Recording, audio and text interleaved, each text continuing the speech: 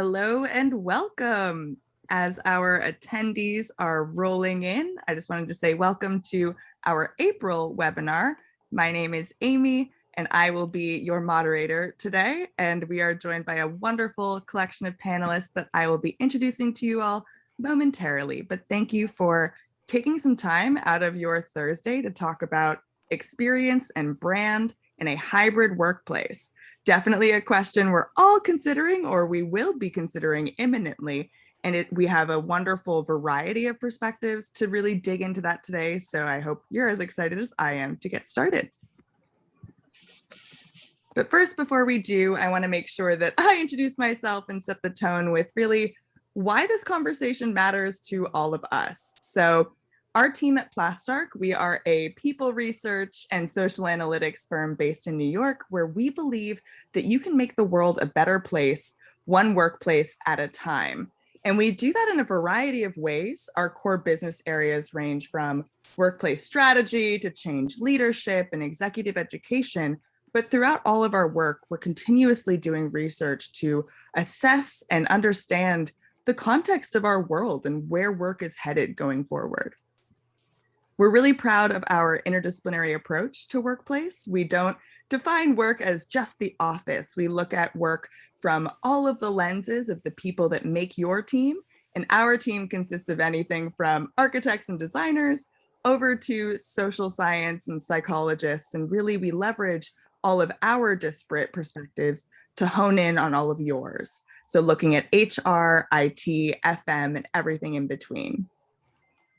We also strongly advocate for data-informed design and decision-making. One of our favorite graphics to pop up here is on the left, where this is just a jar of jelly beans. But if you were to ask a group of people, say our attendees on the line today, how many jelly beans are in this jar, the more people that you ask the question to, the more accurate the result is. And it's just another example of how quantitative data can come from the masses, and it's really all about looking at your audience through new lenses and making decisions based on actual data and employee perspectives. When we use data, we don't necessarily revert solely to the typical metrics you might be familiar with, like cost per square foot, cost per person, all the things that might be typical nomenclature. We shift towards people metrics, recognizing that your people are your most valuable assets and they should be treated as such. So how can we take data and actually quantify it in terms of accessibility, connectivity, serendipity, interaction, all of these things that are so core to our humanity, but that are typically undervalued because of cost or square footage. And so by merging those metrics, we're able to really amplify the human-centered design that work should have going forward. And so now looking at where we are, over the last year, we've all experienced a unique shift in perspective. Whether you were in the office full time or you already had a glimpse of what work from home was like, we have really seen the value of going digital. You maybe recognize that you don't enjoy that 1 hour commute to and from the office anymore, and you don't really want that back. And maybe you like having your dog on your lap as opposed to in a photo frame on your desk. All of these things that we maybe didn't even think were possible, but have been afforded because of the forced flexibility and the forced control that the pandemic had on where and how we're working. And so for our team, we went through 2020 helping clients navigate the future workplace, looking at really what does that return to office mean? How do we account for factors outside of our control, look at policies, building preparedness, technology, contact tracing, all of those items. But underlying that was a recognition that where and how we work is changing. And when you're thinking about the activities that make up your day, whether it be a meeting or your focused work or even workshops, maybe you thought you had to be in close proximity to your coworkers to have a good meeting. But by virtue of our technology solutions like Zoom and otherwise, we see that we can actually be virtual and we can be far apart. And that changes the landscape of where and how work needs to be conducted going forward. And so it's an opportunity to rethink the workplace. Not only can we optimize the current experience, we can look at the return to office through a new lens that's more equitable and inclusive and effective. while reconsidering what this hybrid work means when we're looking at telework and physical space in harmony with one another. And by doing that, we can recognize as well that there's been an acceleration of existing workplace trends. We not only value change and flexibility more, we recognize the need for collaboration, sustainability, and wellness, and the value of technology and innovation going forward. And so finally, before I introduce our panelists, I want to give you all a snapshot of our recently modified version 2.0 roadmap, which really takes into account not just return to office as the goal set here, but really learning from our lived experiences, refreshing and improving, managing space more dynamically, building a hybrid workplace model, educating employees, but also ritualizing sustainable work from anywhere practices, and reinforcing equitable hybrid employee experiences. So I would say that today's conversation is really landing in this 8 and 9 zone here, if not also 10. What does it mean to be sustainably working from anywhere? What does it mean to have an equitable experience across different zones and boundaries? And how can we learn from our experiences? So without further ado, I would love to introduce to you all our panelists for today's conversation.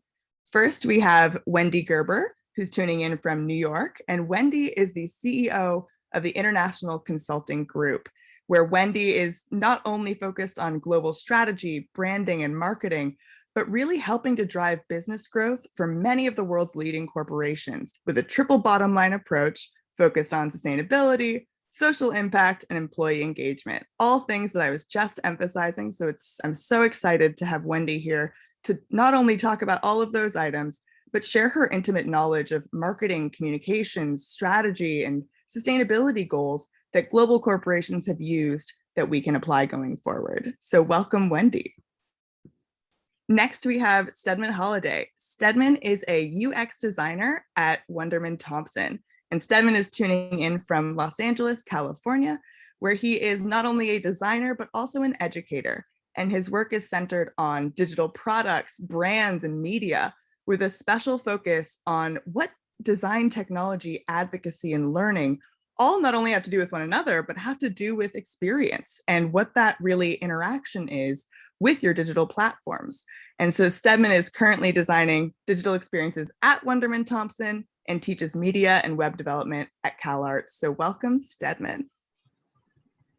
And then finally, last but not least, we have Derek Borowski.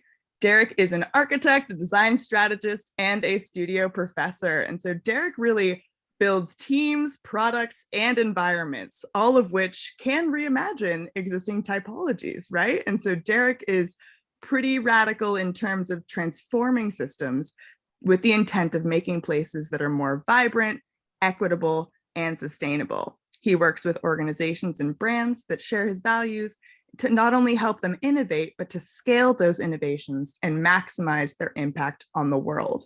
Derek has expertise and experience from WeWork, where he led the concepting and development on new products and business lines there, including We Live. And so Derek comes with a plethora of insights from all of those lenses, and all three of you are here to really help us understand what does employee experience look like? How can we embed branding into our platforms, into our spaces to make hybrid working work going forward?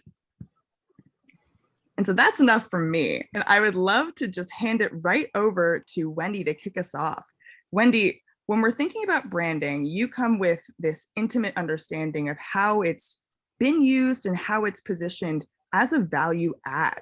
So I would love to hear a little bit more about how you've explored that with your clientele and what that means both internally and externally. Thanks, Amy, and it's really great to be here with you today to talk about this. So your brand is how you show your company to the world and how your customers engage with you, as well as other stakeholders, the public, your supply chain, et cetera. So it's really key to have a strong, well-defined brand that has a bold, dynamic voice. That's how you create differentiation. That's how you can showcase your value. And that's how you build a connection to your stakeholders. And that's critically important now while we're really digital.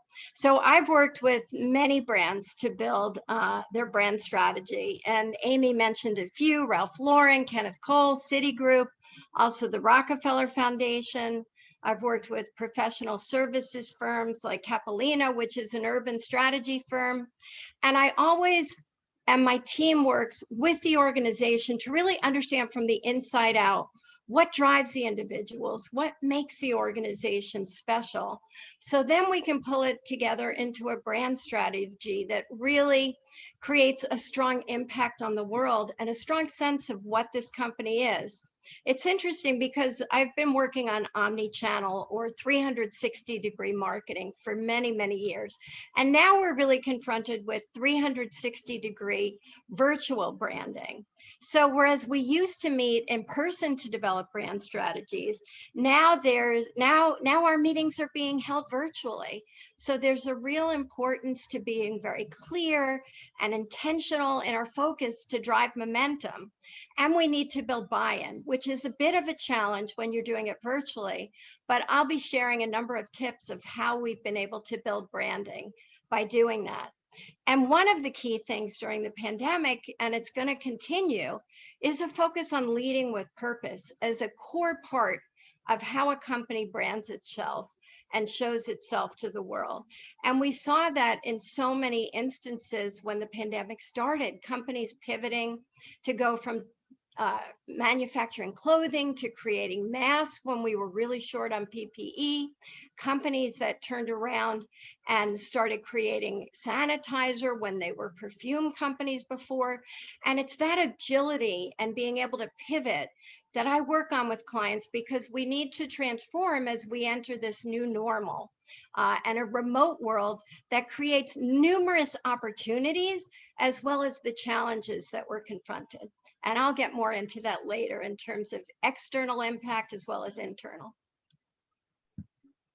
Wonderful. Yeah. And Wendy, I love what you had to say about really not only being clear, but being intentional about your content and messaging. It says a lot about what you're trying to really identify with as an organization and what you're communicating.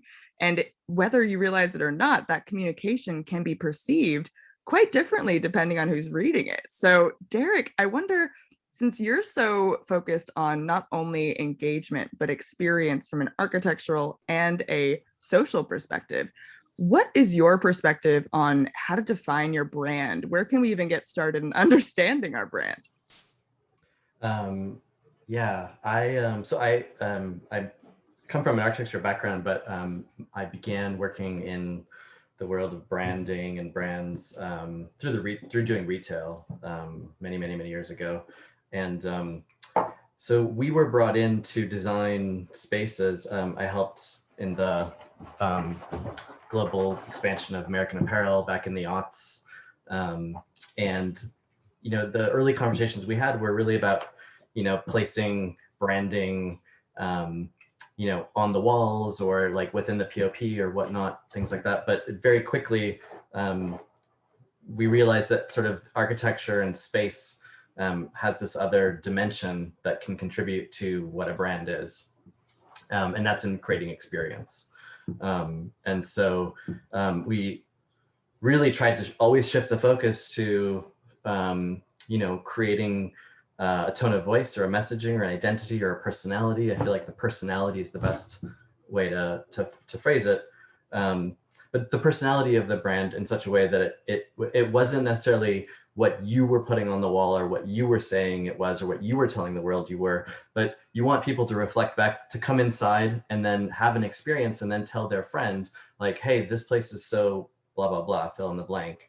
And so there's an old adage, it's like branding is not, you know, who you say you are, but who they say you are. And I feel like that really, it's a much more nuanced way to approach really creating brands and experiences in space. And the interesting thing that we're going through now is obviously translating that to digital space. So I feel like it's like kind of, I have the same kind of excitement and enthusiasm that I did, you know, 15, 20 years ago when we were really starting to explore this kind of bringing of the brand into the translation of brand into experience, spatial experience, and the same excitement now in terms of like what happens when we try to translate that to the digital space. And I think we're going to face a lot of the same, kind of conversations, and maybe initial versions of things we'll all we'll look back and laugh on, how like we thought it should be done, and then once it matures it'll become more evident to us. But now it's like, I think what we should all be kind of working towards and struggling with a little bit is how do we, create those digital experiences that reflect who we are as a brand. And I should add one more thing. My early work in retail, there was a very clear kind of customer sort of retailer dynamic. And then in my many years working with WeWork, we now started looking at this sort of different dynamic. You're selling to kind of a boss of a company, or a head of HR, or a real estate director, but then the client, really like the user that we're thinking about, is actually all of their employees. And so, it wasn't necessarily, and this is a perfect example of work-life integration here. My puppy is running by with a squeaky toy, which you'll hear occasionally.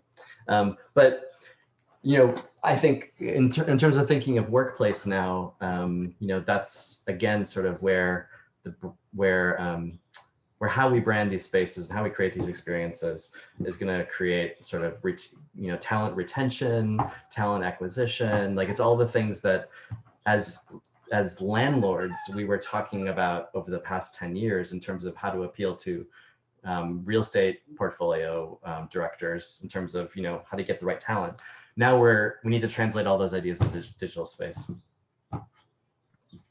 Such a good way of putting that. I think your initial statement of like, brand is not about who you say you are, it's about what they say you are, they being either your customers, your employees, anybody but the top leadership, right? Because what's so frequently misunderstood is that what a leader thinks is happening isn't always felt at every level in the organization, especially even beyond. And Stedman, I know you're looking at this from a very different lens, but also at the same time, you have an intimate awareness of maybe some innovative strategies for who's contributing to brand development. How are we curating our brands? And so I would love to hear from you what you're seeing in terms of where that, if there's a paradigm shift happening, and where it's happening. Yeah, I think there's absolutely a very important paradigm shift happening, and it's important to maybe for a moment take our attention off of the very focused tactical questions of, how do we embed branding in these new spaces that we're all becoming parts of, and just take a step back a little bit and see the directional trend that's occurring is that branding is continually moving away from this centralized high resource practice that occurs discreetly behind closed doors, and is more often becoming this continuous developing process where the traditional audience of a brand participates in the creation of meaning. And it's exactly what Derek said, it's what they say you are. And there are just newer and newer channels for traditional audiences of brands to participate in constructing a brand's values, its meaning, its modes of interaction. And so there are different strategies that I think come along with that. To maybe give some historical examples about the old paradigm, we maybe have, in one direction of the continuum, like Paul Rand as brand identity Superman working on IBM's Collateral. And there's a very clear through line from that kind of, high modernist ethos to maybe something like Paula Sherritt Pentagram working on like Shake Shack's branding in the aughts, and then you have James Wine's covering that with Sight from an architectural standpoint. So there are different considerations there. It becomes experiential. A lot of things did change, but more and more it's easy to see that between those 2 points, much like life changed a lot less from maybe 1970 to 2000 than from 2000 to 2020. We're in a completely different world now. And when we talk about participatory branding and seeing your audience collaborate in the construction of branded meaning. We can think about things like, maybe more entrenched social platforms. I think about Wendy's presence on Twitter, and how that social media presence has become a very literal personification of brand collateral, in that, it's LARPing as the mascot, right? And fans of the brand love that. They love interacting with it. They love getting the sassy replies from Wendy's, and provoking that kind of interaction. So that's a kind of constructed meaning that an audience participates in and fuels. But it's getting weirder and weirder than even that. I think one example of a more nascent platform might be TikTok. And I think it's really of note to see how ByteDance has courted its partnerships with, I guess, brands and the people creating the work behind brands, to really explicitly communicate that they're not after traditional advertising strategy. And that comes across in the products that they offer to brands and to traditional advertisers. They're not normal advertising products. The mantra that they keep trying to beat into people is, don't make ads, make TikToks. And what they're really trying to get people to do is leverage that mimetic aspect of the platform to get people to do exactly what, kind of went out of control for Wendy's, is people remixing, the idea of what the brand is. And the example they love to hold up for that is Ocean Spray. So I know many of you are probably familiar with this guy, Dogface, who made a video of himself skating down the side of the street, drinking whatever it is, the cranberry juice, singing along to Fleetwood Mac. And that is a real example of, one layperson's ability to shift culture in a massive way. Ocean Spray was sold out across shelves all around the country. You even saw a very literal example of the inversion of hierarchical influence, where the CEO of Ocean Spray imitated his TikTok down to, the soundtrack down to the framing, filmed the same video. So it's really kind of a backwards world where you have people creating brands from the bottom up. And that's the new way to start thinking about these things when you're creating a space to reflect brand internally for a workspace or for an external audience. It's absolutely wild. Yeah, Derek, you want to bounce off of that? I think Fleetwood Mac also went to #1 that week, didn't it? I didn't see it personally. I feel like that was going around. I think what came to mind was when you were talking about Wendy's, Stedman, I was just like, you're so right. They've fully personified this character that isn't real. It's a name, it's a brand, yes, but they've personified it through digital means where you feel connected to that person or the personification of the company, which is a complete revolutionary twist from what we were used to maybe 30, 40 years ago. And how that's been done, you're right, it's not only changing who's informing it, it's democratizing the creation of the brand, but it's also emphasizing the experience that brand is. It's not just a label or an icon or a color scheme anymore. It is an experience. And that's a lot of pressure for companies, especially in a global economy where we're really trying to, at the core of our economy, sell things and look at our consumers and understand who we are trying to reach and what that means. And so I want to pass it back to Wendy to talk us through maybe a little bit about that external branding and how your relationships with customers have related to how you've really been defining brand, looking at experience, or even that journey for the customer. So I want to follow on what Stedman and Derek said, which is that it's really moved from bringing product marketing to the experience and the engagement, as you say, Amy. And so I work with a lot of clients on digital marketing, influencer engagement, et cetera.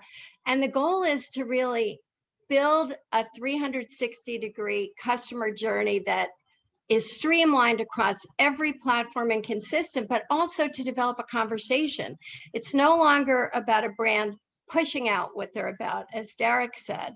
It's more about building this engagement with customers so they have loyalty to the brand, so employees also have loyalty, which helps in terms of recruitment, engagement, and retention. And the other piece is, I agree with, it's not only what you say you are, but about what they say you are. But there's another component here, and then I'll get into what I think you're really looking to hear about, which is that it's really important for companies to walk the talk. So it's not just from the outside, but what is a company doing to live its brand, to live its values from the ground up? So for example, if a company is saying that they're forward thinking on social impact or protecting the environment, what are they really doing?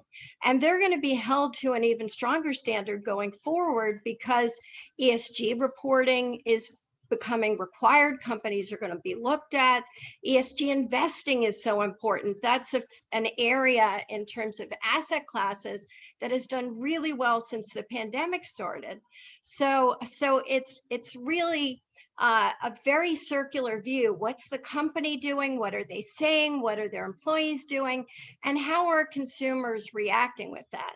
And now on to what I think you really were looking for, which is the messaging and experiences, and how brands can really create a space that defines their brand, where the space is actually seen through the lens of the brand. And I had the privilege of working directly with Ralph Lauren for a number of years, who I think is probably one of the best brand experts of our time. And Amy, if you can show the slides. So these are photos of Ralph Lauren's store. And I had been involved with Ralph Lauren for the opening of the store, and getting to the whole concept of experience. When we opened the store, and we had all the employees gathered together, Lauren said to all of us, when people walk in the door, I want you to make them feel like this is their home.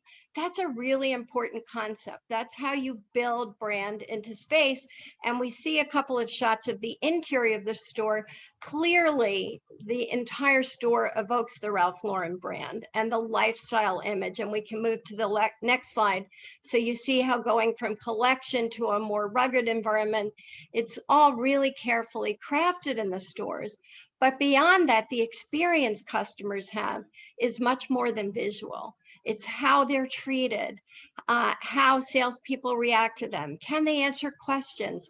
Have they been trained to really work well with customers? And it's that entire experience that makes you feel like, when you walk in, that you're home, that creates a really engaging brand experience. So even moving on beyond the stores that are owned by a company can do more with department stores. So if we move on to the next slide.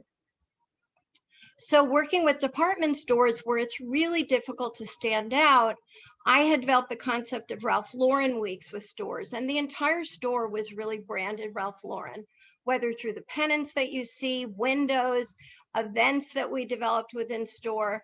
And it was really important. And we also developed the concept, which you see now freely in department stores, of shops within stores. So you'll walk into a Ralph Lauren store within Bloomingdale's, and you'll immediately get a sense of the brand, which will differ very much from another brand that might be located right across the way from you.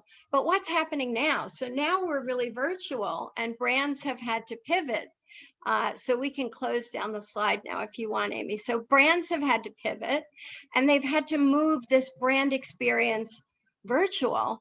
And they're doing that by creating virtual tours of their stores.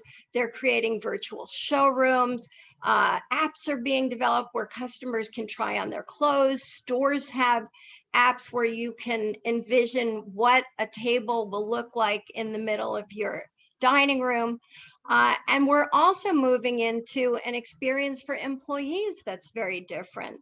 So we have all these virtual meetings. And so, for example, and I'll talk more about this later, I'm working with a professional services firm called Capolino, and we're developing a series of Future of New York programs, which is really talking about across industry sectors with government officials, et cetera, what does New York need to do to really build back better? And so by doing that, we're able to showcase their brand, their experience in real estate, lobbying, business strategy, finance, et cetera. So helping companies and organizations learn how to pivot in this virtual environment is key. So you still show your brand, but it's in a dynamic new way. Such rich and informative content there. I don't even know how to fully synthesize it, Wendy, because what I'm taking away at the high level is you're emphasizing that yes, it's tactile. Yes, brand can be felt. It can be through materials and spaces, and it can be very architectural. But I think your note on the human factors and the social content that also communicates your brand is particularly important to recognize, because you can't write that down always. Yes, you can write a policy or outline expectations and guidelines, but it's not something that you can always put a finger on. And with that comes maybe misinterpretation, right? And I think we got a question from the audience, and I wish you weren't anonymous because I love the way you phrased it. They said, "Danger, Will Robinson. With increasing social and participatory branding, how do companies prepare to control misdirected or misinformed or damaging experiences from going viral?" Which is big. And I think it goes back to Stedman, what you were saying about, yes, we're trying to democratize it, but there are risks involved. And I know that when we've spoken previously, you've talked about really the value of failure and maybe looking at it not as a risk, but as something that you can leverage, especially amidst this catalyst that is the changing work environment. And so looking maybe more inward at workplaces and the work experience of just employee brand, what do you want to say about the impact of failure and how we can really look at that maybe most effectively? I think that's a really great question from the audience. So one thing to note is that controlling brand safety has increasingly become a platform problem. It's things that have been escalated to, lawmakers now at this point, where we're trying to hold a lot of these platforms accountable for some of those mishaps, right? As well as people's general safety and privacy. And you've seen novel strategies technologically emerge to deal with those things. Things like listening to content for moderation with AI. And that's, especially aggressive on platforms like TikTok. There's the sinister side of that, where we're, censoring maybe some political discourse that, the companies in charge might not find palatable, but that's a platform challenge. It can also be a brand challenge.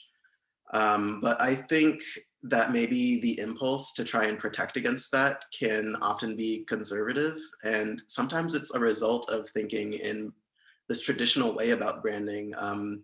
Maybe one really good example of such a misstep would have been the Mr. Peanut Super Bowl ad, where they literally killed their brand mascot and reincarnated it as Baby Nut.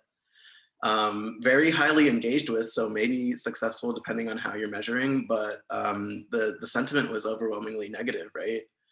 And I think that the reason that was so bad is because it embraces this old idea of developing something in a silo and then deploying it, and you're putting a lot of resources behind that, right? Whereas maybe this new attitude is something more akin to walking around a beach with a metal detector, where a misstep isn't so much a failure as a step along the way in your wayfinding journey towards, maybe you hit momentum eventually and then accelerate. So reducing the commitment to some of these gestures is one really good way for brands to mitigate those failure modes. And as far as relating to the workplace, I think really the attitude to embrace is that you're going to move away from trying to embed assets and control things from the top down in a way to influence the culture of your space, and instead lay the groundwork and kind of seed these spaces with cultural norms and behaviors. It comes down to behavior design a lot of the time. And sometimes the goal in that is not to make people feel like they're at work. Like the example Derek might have given earlier about plastering the brand values on the wall, so to speak. It might be something more akin to codes of conduct. It might be something like ways for people to express themselves, giving them backgrounds that are associated with your brand to use on Zoom, having a custom emoji set in Discord or Slack, having bots greet people, or having a channel for employees to greet each other when somebody new joins your company. Things like that, where you're creating the space for people to develop their own behaviors and cultural norms that inform what the experience of being at work is like. And ultimately, the goal is to create a space of positive sum interactions where work is just one of many productive endeavors that occurs there. Yes. If I could jump on that, because I mean, I think what Stedman's really kind of coming around to now is really this idea of culture. And I think when we talk about brand, again, back in the workplace, and like, you know, we're not, you know, it's not like we don't need to sell, hopefully, the company to our internal employees, right?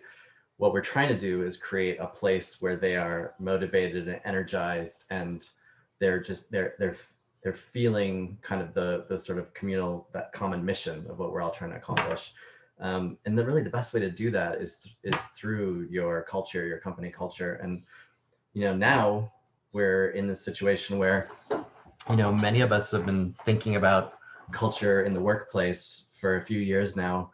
You know, I saw once I think it was a HBR study, Harvard Business Review study, or maybe someone at the school that was talking about what's the difference between like WeWork and Regis, for example. And it was like, you know, the valuation, this versus this. It's all like a little bit with like a little bit of a grain of salt now because of everything that's happened. So this is like in 2018. But what they were saying was still really interesting and valid, is that the difference between Regis and WeWork was culture. And so if you plotted that sort of on a valuation scale, even after the, you know, the readjustment of the valuation, I think they're down to like 9 billion now instead of whatever, 40 something billion. Even after that, you can kind of monetize, you can actually, you know, measure like how much that culture was worth from a valuation perspective. Which is interesting because I don't know if anybody's really tried to do that work, like trying to, you know, actually put some data behind, you know, what is culture worth. But, you know, WeWork, to its credit, was, you know, we were really thinking a lot about culture, and we were looking at our own internal culture and looking at and offering some of sort of what we were creating externally to clients as well. And so I think that the challenge now is, how do we bring some of that to this hybrid experience? There's going to be a kind of, it's not like a class difference, but definitely a difference of experience between the people that are remote and the people that are in the office. And I think, you know, everyone's trying to figure out like what is the office going to look like, you know, how much is going to be remote, how much is going to be in person. I think the truth is, you know, it's going to be some hybrid version. I don't know what percentages are, but, you know, when we think about all remote or all in office, I think those two are both fairly easy to solve. Like an all remote workplace has been done. It's the hybrid that is, I think, the most difficult and most likely where we're going to be.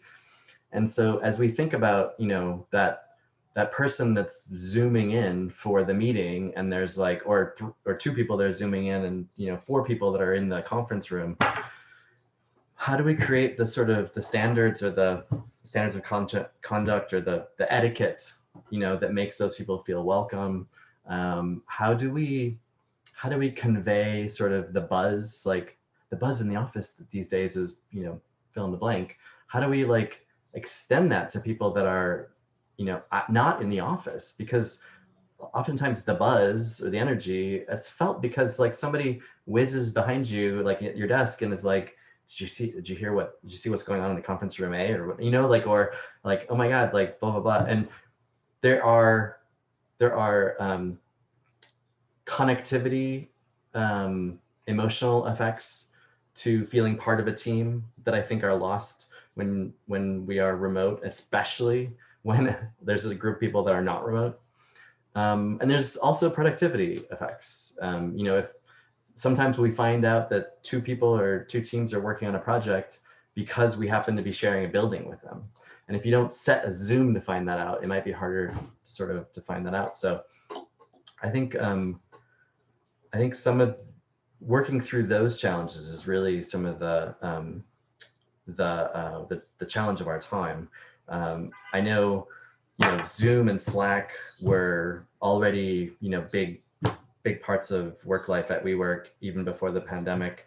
But what we saw happening was a lot of really interesting culture was happening around those tools coming into play. So like Slack, I know gets a lot of shit these days, but actually I saw a really vibrant, interesting culture connecting offices in, I don't know how many, 30 some different countries and 127 cities, and all these different offices, all these design teams were working from all over the world, and they were sharing inspiration on Slack, and not just inspiration, but there was always the random channel, and it kind of made you feel a certain kind of connection. So anyways, I'm rambling a bit, but I guess I'm trying to sort of lay out a potential kind of landscape for us to be curious about and kind of inquire about as we try to hash out these issues in this kind of hybrid landscape. And I think if you know what your culture is, and you know what made it great, like what you were hopefully doing great before the pandemic, and hopefully you're doing great during. I think if you hold on to that culture, if you use that as your launch pad and build your virtual hybrid tools around that, I think that'll set you up for success. Absolutely. Yeah. And Derek, you alluded to like, does anybody have data on this? And this might not be the data you're looking for, but it is data on why people want to go to the office. And what you see, this is from one of our clients currently, a recent survey that we deployed. We were really asking, why are you choosing, or why would you desire a certain number of days in the office versus out of the office? And the number one by far reason for going into the office was culture, connection, social life, everything you're saying, Derek, where we've kind of superimposed this physicalization of culture in space, and we've implied that it can only exist in the physical workplace. And people are saying they love that creative work, they find it inspiring and energizing, and it enables that work-life balance.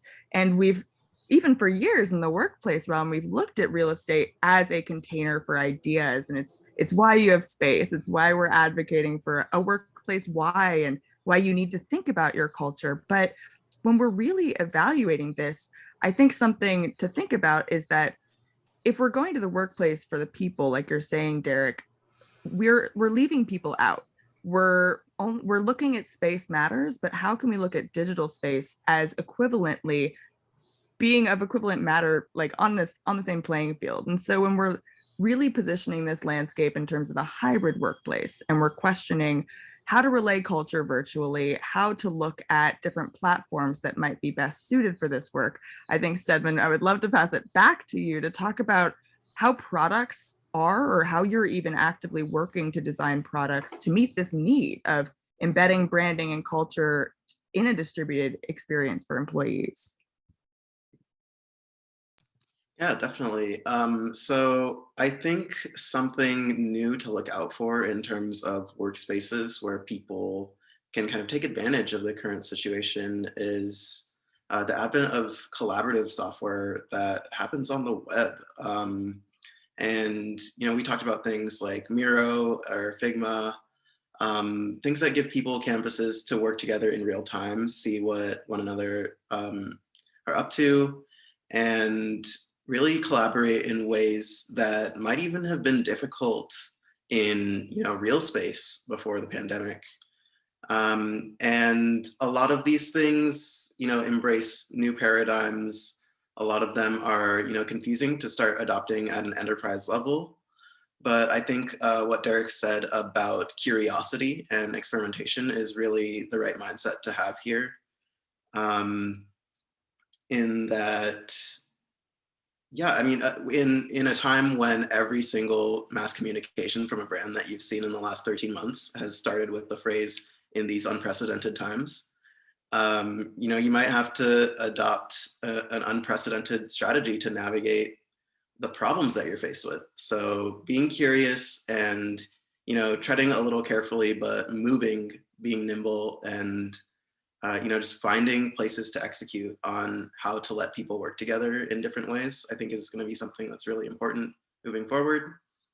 And as far as, things that are built for bringing branded experience into the ways we work, you think about the relationship maybe between people building software and, companies, corporate brands.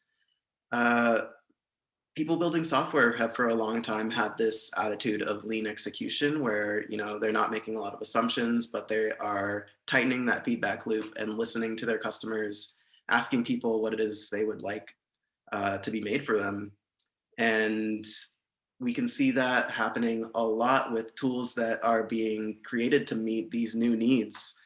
Since we're all constantly in virtual workspaces, we see presentation tools that try to extend Zoom, like Aha is one example. And yeah, just trying to get out of this box that we're all constantly in, literally now. Um, so several different presentation layers there are ways to kind of imbue these shared workplaces with more branded experiences. But even more than that, there are just new paradigms and new metaphors for the ways in which we are physically working, even by ourselves. And so that's something I think we can come back to a little later in the form of spatial software, where we're talking about people being able to coexist in embodied ways inside interfaces rather than feeling like we're inside a 2D canvas.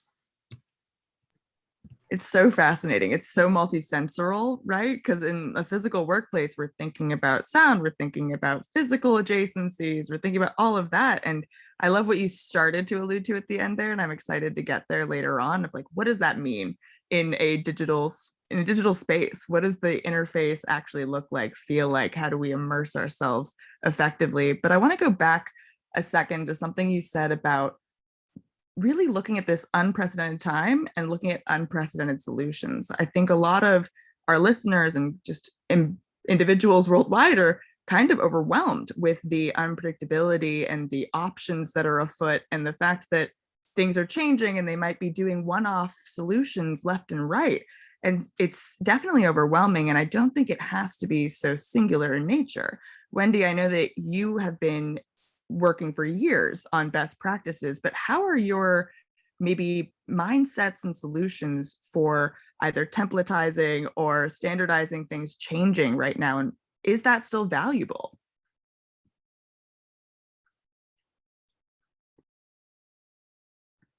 And actually, while you're answering that question, before you're unmuting, I want to know if, while you're answering that, if you could also touch on how that helps in terms of the internal communication of brand and experience, and how you really engage employees in that way.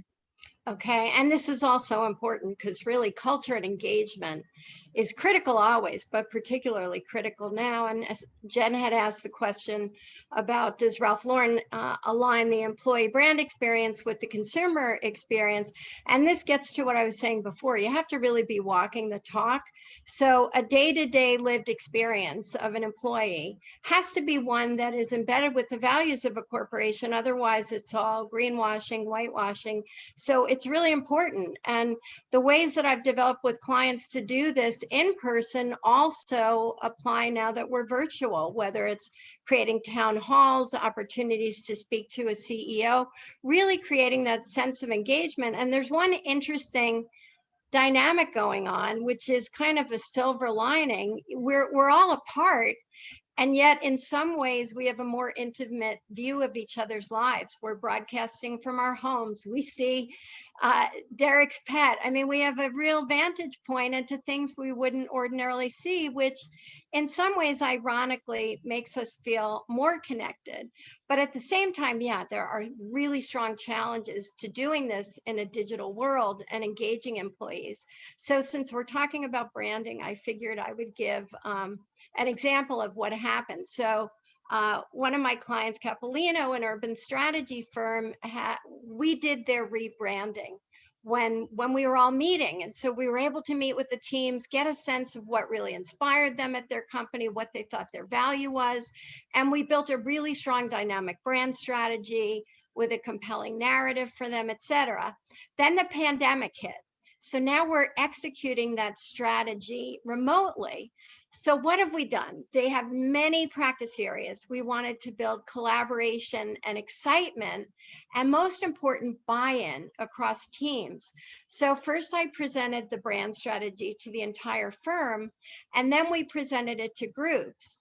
And I developed a communication strategy around it and a marketing strategy that would really exemplify the brand both internally and also externally to clients. And so to foster change management in a virtual environment, I developed new end-to-end processes. So it was templates and checklists to create really powerful messaging, blog content, and case studies. And I really encouraged teams to work together. So they were collaborating across practice areas. And now we've got best practices in place. Everybody is working together and they're really excited by the results. So these are the kind of things that I think is important. Another client is a university that couldn't do reunions in person. So I developed a platform where we could hold the reunion virtually, bringing in people from South Africa and China who never would have been able to participate otherwise.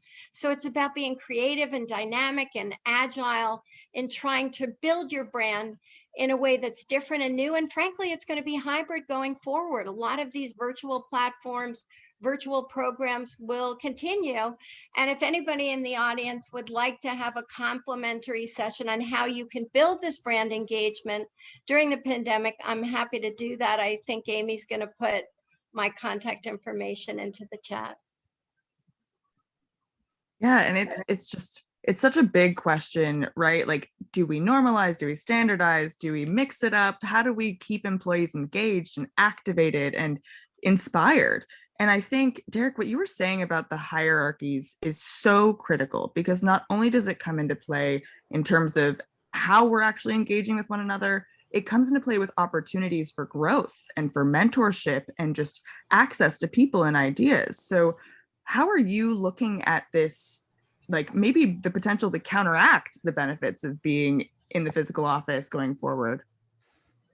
Yeah, it's funny. I just saw on Twitter, I don't know if this was a real stat or something embellished just from anecdotes, but it was someone said, yeah, 70% of workers want to keep working from home, and 70% of managers want to work back in the office. And I was thinking about how hard it would be to be a junior right now, like a junior kind of contributor, because like my whole growth, when I first got out of school was, sitting around people that were, my seniors and people that were masters of what they were doing, at least in my eyes, and, learning from them. And it just wasn't all the planned meetings. It would be, somebody walking behind me, looking over my shoulder at my screen and being like, oh, no, wait. And they would sit down and like stop me from doing like 8 hours of work that would have been in the wrong direction. So like, that experience is spatial essentially, and it's unintentional. It's not planned. It's spontaneous. It's it's that whole magic of the spontaneous encounter and all of that. And so and the other thing that I think that occurs to me about that aspect of it is just the immersive nature of the workplace. And one of the things I was talking to you guys the other day about, which I really miss, is like having my work or my projects kind of plastered on the walls around me. And I just remember, working on a project over a course of a year and a half, and like the pinups had been accumulating for months and they were falling down off the walls, and we had to like come and tear everything down and like just put the newest stuff up. But the thing was, like, when you're task switching from like one project to another, if you can look up and see like the project at a glance, it just kind of puts you in that mindset and that mode of working. And that's been one of the hardest things I feel like about working like purely digitally. And it's where tools like Miro have like really come and into play and changed that for the better for me. I'm working with some folks right now that like, they basically have turned Miro into their whole like it's like a visual filing strategy. It's more than a bulletin board, because like you can see the whole project laid out at a glance. And if you want one of the assets and you want to work with it, you like right click on it and download it instead of like digging through folders. And I think that's something that, you know, Stedman, you were talking about spatial software. And that really like that really resonates with me, because I think for me, and maybe it's because like my work as an architect or designer, it's like I've become like hyper tuned to space. I'm always paying attention to it, and it's like it is what energizes me. But for me, like that's what I'm really craving about the office. That and the like like being with not just myself surrounded by my projects, but like being with, you know, my team, and like jumping up. And I find myself like with my students wanting to like climb up on my desk and like you know, replicate the experience of what it was like to be in a classroom with kids. And so, you know, I think the best virtual tools, the best like, you know, the hybrid workplace tools that we can be working on right now, I feel like are the ones that kind of try to tackle that. And if anybody has like other softwares that I should try, I'm like totally down to like collect them in the chat. So please shoot them my way. Yeah, on that note, there's an arena board that I'm part of that kind of collects a lot of these different softwares. So I'll definitely send you that link. Did you say arena board? Yeah. I'd already learned about a new one. I don't know what that is. There you go. So yeah, on that note, I think there are a couple of use cases to address there, and one is the social needs, and then one is the actual, you know, productivity needs. And sometimes those solutions converge, but I think in terms of social needs, something that really resonated with me was what Derek said about the experience of being in a classroom.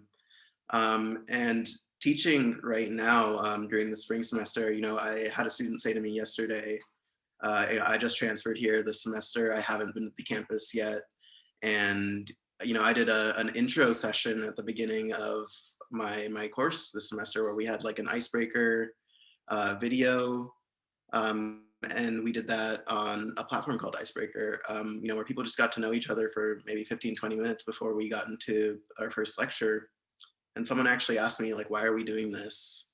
And it just, how people's minds have changed about this has kind of baffled me, especially, you know, thinking about being a college student. That is something that's so integral to your experience, especially if you're some kind of, you know, studio practice major.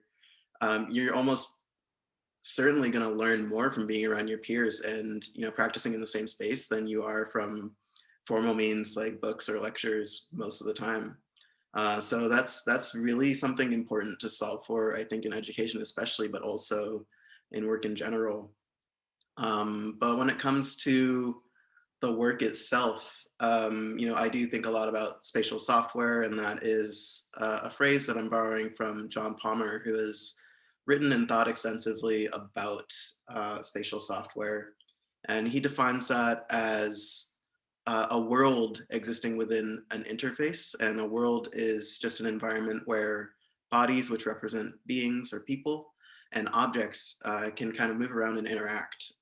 So that embedded within an interface is spatial software. And in spatial software, we can have something like a 2D canvas like Miro or Figma that is infinitely zoomable, or we can organize to our heart's content. But people are starting to think in metaphors even beyond that, where we have things like spatial audio and spatial chat, where, you know, maybe my avatar is next to Amy's and we can only have a private conversation with each other despite there being other people in our room. Or we can, you know, broadcast to the entire room if we want to. And yeah, we're just getting away from kind of these peer-to-peer, one-to-one relationships and developing spaces in which many people can interact at once for additive effect. And I think that's really great. Something interesting about also the way in which people use these workspaces is, you know, at the beginning end of it, Figma didn't know what they were building. They went from a drone company to building photo manipulation tools in the browser to 1 week working on a meme generator. before finally settling on, okay, let's focus on interface design as our use case. And somehow through focusing on that and making real-time collaboration the secret sauce, the diamond has now expanded out on the other end, and people use it for anything but interface design a lot of the time. People are doing role-playing games in there, hosting tabletop gaming sessions, and free drawing in there, everything under the sun. So it's really, again, up to seeding a space with cultural norms and leaving potential open for people to create their own meaning in those spaces. And then maybe the other thing I want to talk about is the cross-pollination of external brand and internal brand in some of these spaces. So Derek mentioned Slack earlier, and I've seen a lot of companies as well as, smaller enterprises, collectives, maybe creator communities move to Discord in the last few months even. And if you had asked people a year ago, they would have said that, this product that was originally built to connect gamers is, maybe far too oversaturated with different widgets, and it's a little complex for what we need it for. Slack is fine, Microsoft Teams is fine, but now you're finding people who really want to embrace this multimodal communication paradigm where 1 minute they can voice chat, the next they can be on video, the next they can be in text. You have private and public channels, and you've even seen some of these collectives combine their internal communications with their outward facing public brand. One example of that might be Fey Protocol, that just had its launch in the last month, and over $1 billion ended up in this project. So all of it formalized connections between people who are working together towards some economic end, but the interaction you have between them is entirely informal, on this Discord server. And without doing a fair amount of due diligence, it's actually considerably difficult to tell the difference between people who are, evangelists or fans of the brand or the project and otherwise unrelated, versus people who are full-time, devoting their efforts towards building it. And that's something that's pretty amazing. It really speaks to the additive potential when you create an environment for inclusion.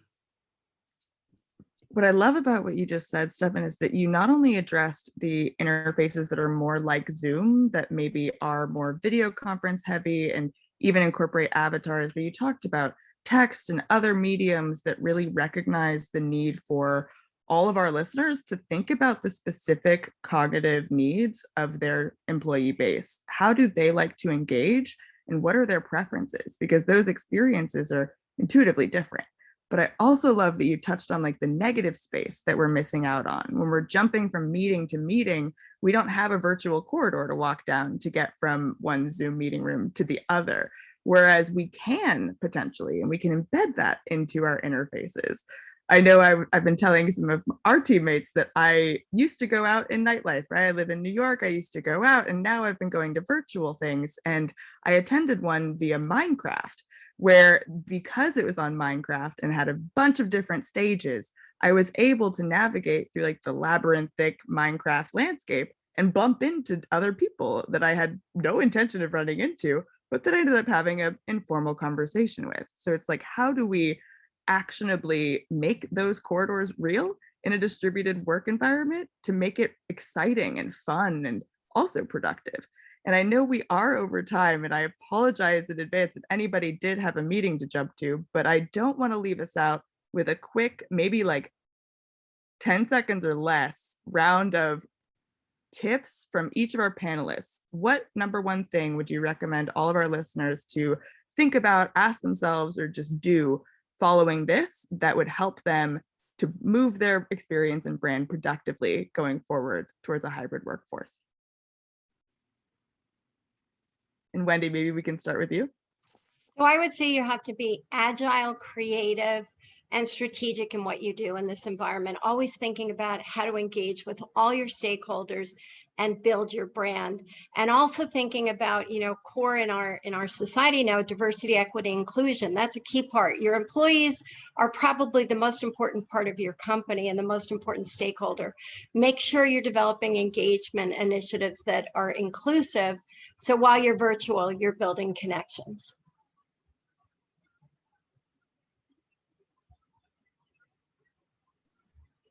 Neither of you are jumping at the gun, so I'll call on you, Derek.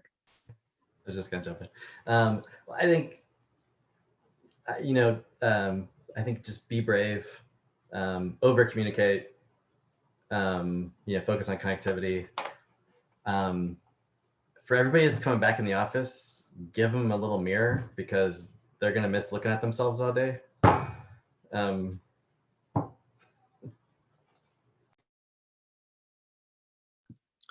I think what I'd say is be willing to relinquish a little of the control that you've traditionally had over these things.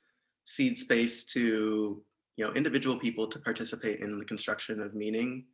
And as Derek said, be brave, be willing to experiment, and as Wendy said, still be strategic. But maybe the way you start thinking about these things is a little more flexible.